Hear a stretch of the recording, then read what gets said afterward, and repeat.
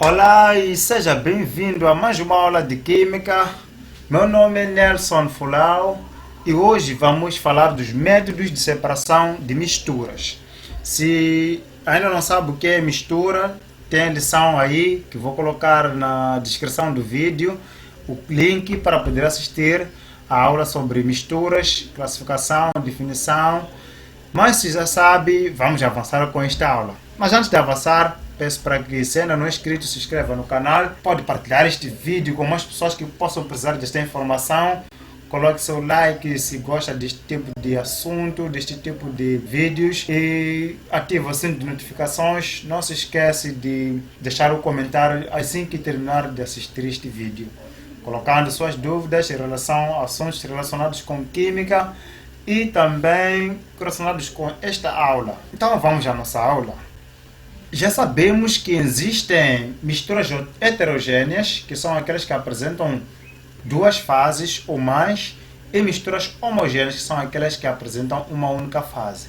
No caso das misturas que apresentam uma única fase, aplicam-se estes métodos para separar as substâncias misturadas: a evaporação, cristalização, destilação simples e fracionada, cromatografia de papel. Vamos desenvolver este assunto. Evaporação e cristalização.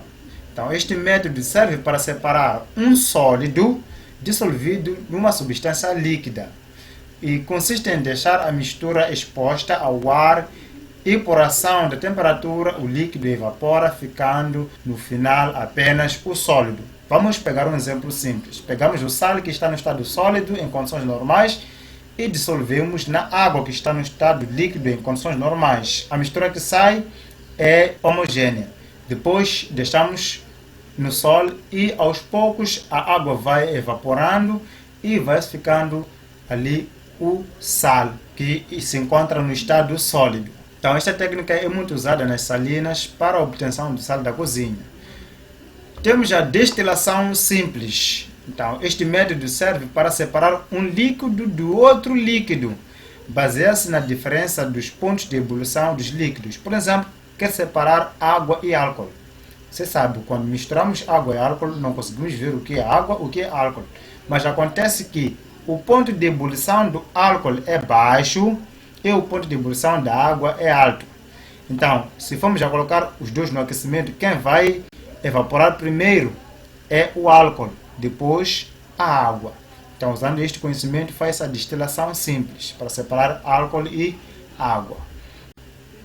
Então aqui está uma representação de uma experiência laboratorial, onde temos o termômetro que vai medir a temperatura, temos aqui o bico de Bunsen que vai emitir a chama para o aquecimento desta mistura, e temos aqui o balão de destilação com a mistura, temos aqui a tela de amianto que vai ser aquecida, e temos aqui a saída da água neste tubo. E temos aqui o tubo externo condensador. De que água se trata aqui? É a água que vai arrefecer, ajudar no arrefecimento da substância que está a ser destilada no momento. Então, esta água faz parte deste instrumento que se chama condensador. Então, quando o álcool, por exemplo, está no estado de ebulição, o seu vapor vai entrar aqui, vai arrefecer e vai cair nas gotas depois da condensação neste condensador aqui. Então a água que entra daqui deste tubo vai ajudar no arrefecimento do álcool que estará no estado de vapor até cair em gotas aqui neste Erlenmeyer. Então assim ocorre a destilação simples. E podemos fazer uma destilação caseira colocando a chaleira, lume, tendo aqui a água. Sabemos nós que a água que consumimos é uma mistura de minerais e outros produtos químicos que são usados para tratar a água. Então o que vai acontecer é que somente a água vai evaporar e cair neste copo com a ajuda do condensador, que é a garrafa de água fria, e o vapor que vai saindo da chaleira vai caindo aqui no copo, e aqui dentro da chaleira vai ficar toda a substância que foi adicionada na água. Então temos também a destilação fracionada, quando são separados líquidos miscíveis cujas temperaturas de ebulição são muito próximas. Então aí usa-se a destilação fracionada. Conhecendo-se a temperatura de ebulição de cada líquido, pode-se saber, pela temperatura indicada no termômetro, qual deles está sendo destilado. Vamos supor que tem dois líquidos, onde o ponto de ebulição é de 50 graus, o outro o ponto de ebulição é de 51 graus. Então, vai-se aquecer a solução ou a mistura até 50 graus e aí já se sabe que está a ser destilado aquela substância que a 50 graus entra no estado de ebulição e aquela de 51 vai se manter ainda no estado líquido. Então aí ocorre a destilação fracionada. Então aqui temos um exemplo igual àquele exemplo que mostrei de destilação simples, onde ocorre o aquecimento. Aqui temos a mistura e a primeira substância que vai entrar no estado gasoso, um ponto de ebulição baixo, entra aqui, passa do condensador até ao recipiente. Então, quando termina a ebulição ou a destilação da primeira substância, vamos supor que aqui tenham 4 substâncias com pontos de ebulição diferentes. Então, aqui, a primeira substância será destilada, aumentar-se-á a temperatura até ao ponto de ebulição da segunda substância, que pode ser destilada no outro recipiente, e assim sucessivamente até se terminar a destilação de todas as substâncias. Cromatografia. Então, este método é usado para separar substâncias coloridas, neste caso as tintas, vernizes, etc., em seus componentes. Na cromatografia de papel é usado o papel que lentamente e progressivamente vai absorvendo o líquido, arrastando consigo os componentes da mistura, separando deste modo. Na cromatografia de papel podemos encontrar duas fases. Então, uma fase móvel, que é o solvente que arrasta o material a ser separado, e uma fase estacionária, onde se fixa a substância a ser separada. Então, este método serve para separar as cores das tintas, uma vez que para obter certas cores precisamos de juntar outras cores. Vocês sabem que existem cores primárias, secundárias e terciárias. Então, temos uma cor secundária e queremos as duas cores primárias que foram misturadas para se ter a cor secundária. Vamos recorrer a este método de cromatografia para separar a cor secundária e obtermos as cores primárias.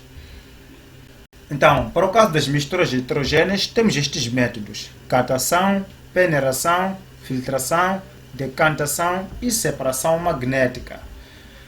A catação e a triagem é um método que serve para separar as misturas de sólidos diferentes. Então, consiste em separar com a mão, escolhendo um sólido do outro. Então, quando queremos cozinhar o feijão misturado com pequenas pedrinhas, neste caso a sujidade, não é?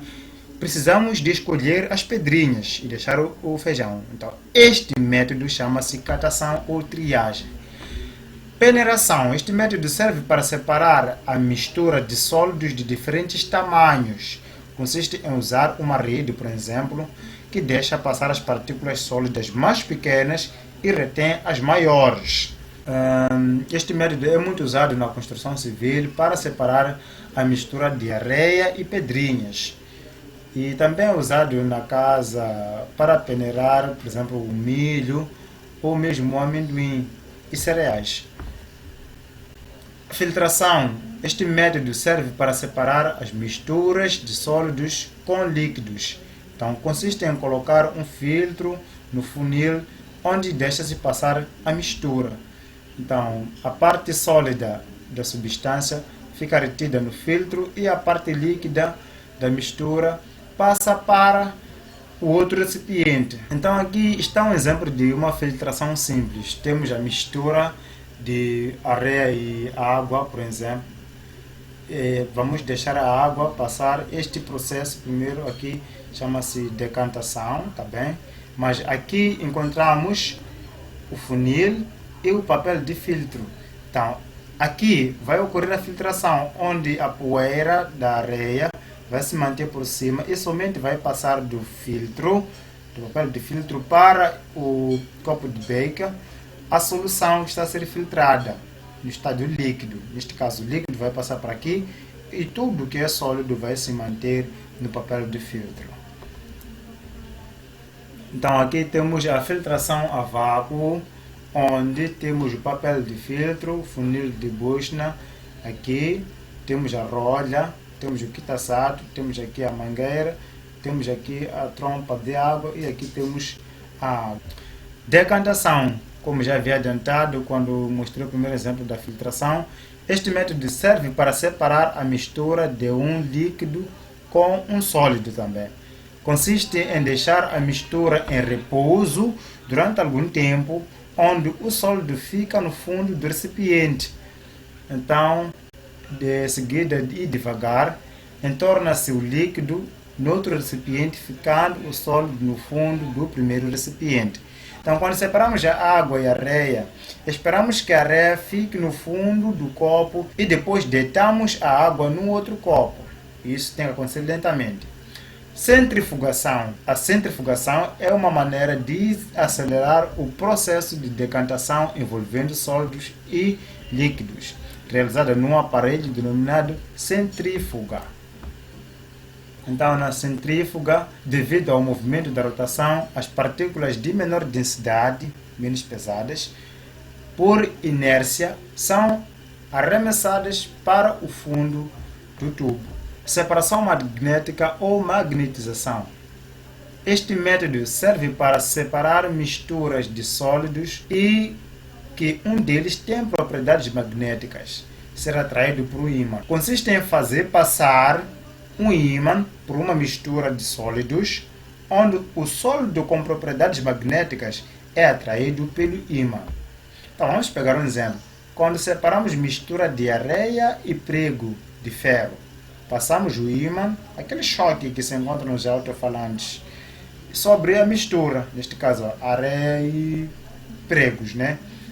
E o ferro agarra no ímã e a areia permanece no recipiente. E este método é muito usado também quando está para se fazer, quando está a se procurar uma moeda que caiu na areia. A nossa aula termina aqui. Agradeço imenso a sua participação. Não se esqueça de se inscrever no canal, ativar o sininho de notificações, colocar seu like e partilhar este vídeo com as pessoas que possam precisar.